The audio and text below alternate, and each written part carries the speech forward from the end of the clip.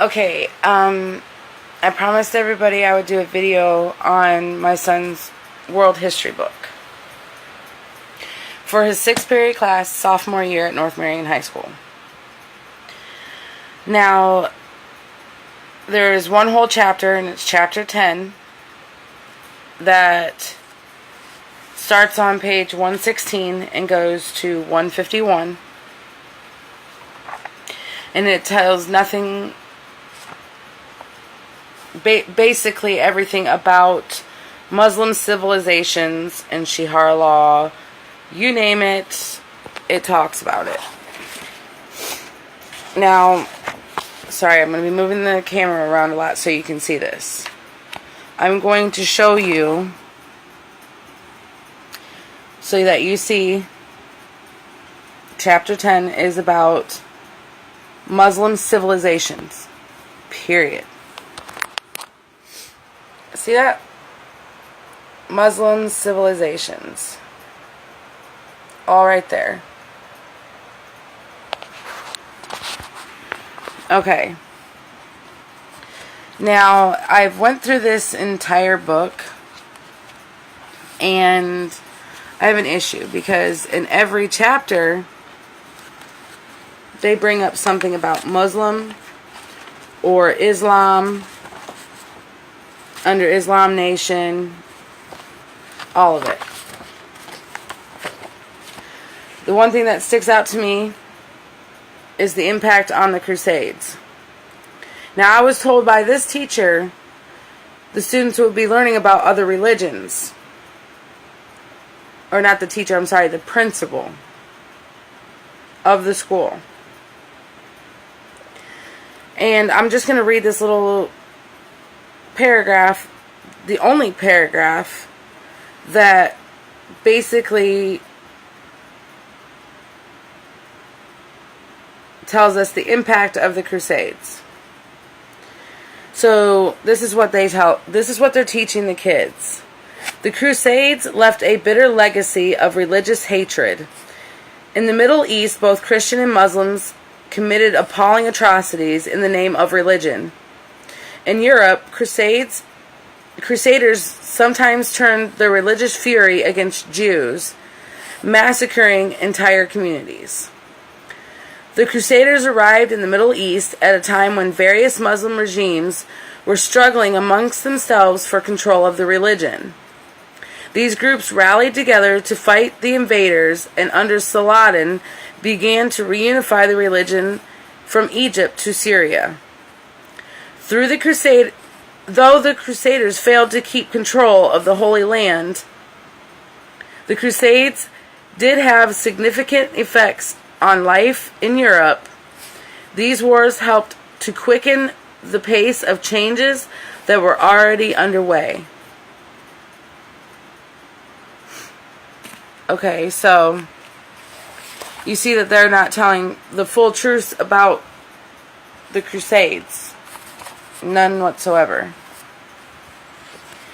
Now, this chapter on Islam and Muslim civilization, all of it, basically talks about the rise of Islam. Muhammad becomes a prophet. Muhammad becomes God's messenger. The Shee-Hara turning point. The teachings of Islam. The Muslims study of the Quran. And the Muslims follow duties. People of the book. And then one whole page is dedicated to the 5 pillars of Islam. And I'll show you that. 5 pillars of Islam.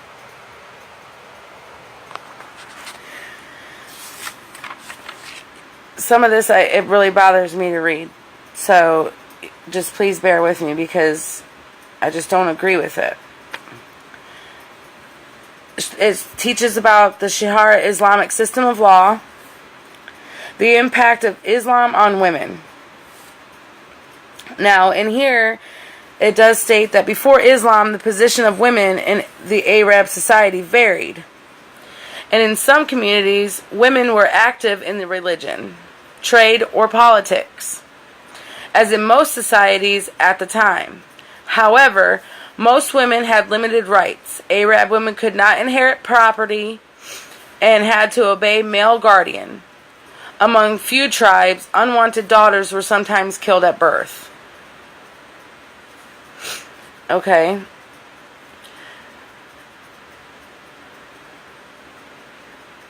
Although spiritually equal under Islam, men and women had different roles and rights. For example, women inherited less than men and had a more difficult time getting a divorce.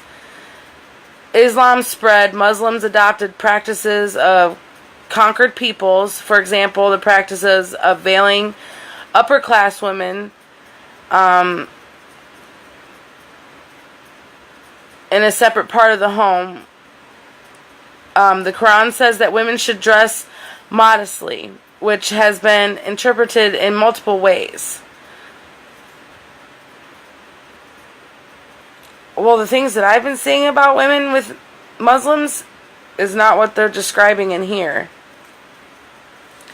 And then there's a primary source page, and it's all about the Quran. Even has verses from the Quran.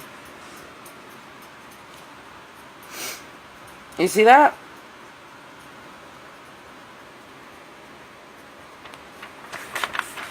Okay. Then there's the building of the Muslim Empire. The Arabs unite under Islam. Early victories. Divisions emerge within Islam. Sufis, expanding of the Muslim Empire, the reasons for Muslim success, treatment of conquered people, the decline of Umayyad and Caliphate, I believe, is what it says.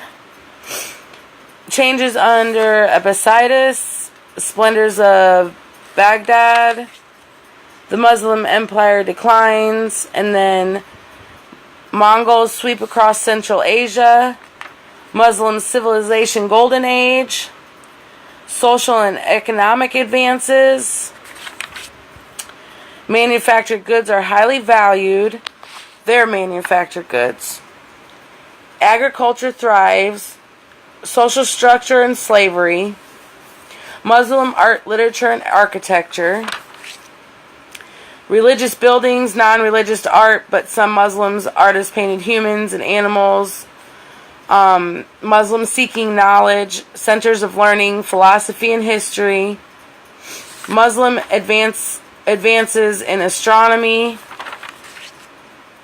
mathematics, medicine, and it even has the origin of Ay-ribbick numerals. So Eastern Muslim regions, Western Muslim regions, and modern Western. And it shows you actually how to write them. Right there. And then we got Islamic art. Then India's Muslim empires. The Sultan of Delhi defeats the Hindus. Muslim rule of changes Indian government and society. The Sultans lose power. Muslims and Hindus clash. The blending of cultures. You guys, pretty much all of this whole thing is about everything. There's nothing that talks negatively, the negative side of Muslims, other than what we read, that sometimes the daughters were killed at birth, unwanted daughters. But other than that, they don't really talk about the negative sides of, you know, Islam or Muslim.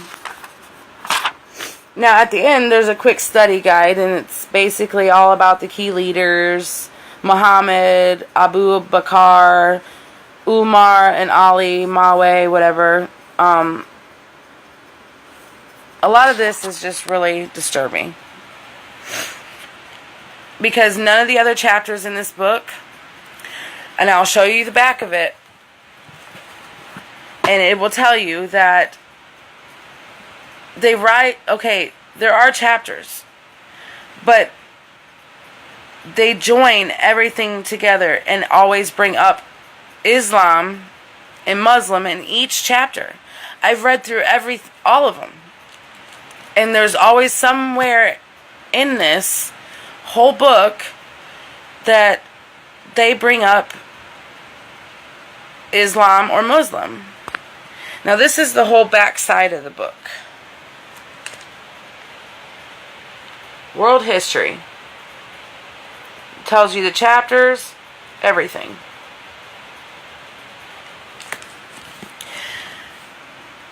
We need to stand up against this, y'all. Our children don't need to be taught this. It's not teaching them facts. It's not teaching them truth. It's basically telling them that this is going to be the way of life. And like I said, in each chapter, it brings up something that has to do with how Islam affects that. And it doesn't matter if they're talking about, about global food evolves. They bring up Islam. This is world history. Why is 90% of this book talking about Islam? Now, I also want to show you that this is also a part of the Common Core. It states right here, copyright 2013 Pearson Education Incorporated or its affiliates.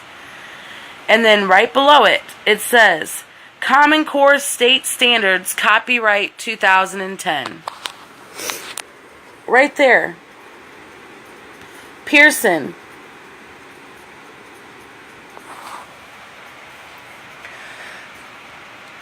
What's your guys' views on this? A whole chapter, almost 40 pages. And then all the other chapters that are talking about Muslim religion or the effects of Islam on our world history now. And it doesn't speak of them in any kind of negative light. I don't agree with it.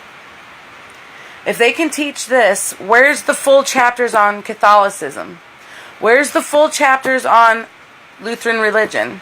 And if we want to even go that far, atheist, paganism, where are those full chapters, 40 pages long, teaching about that religion or those religions? The principal lied to me and said that they were going to be learning about other religions. I've looked through this. They give you little bits and pieces. They don't give you a whole chapter on each religion. Thought religion wasn't allowed in school, but they're teaching Islam. I don't agree with it.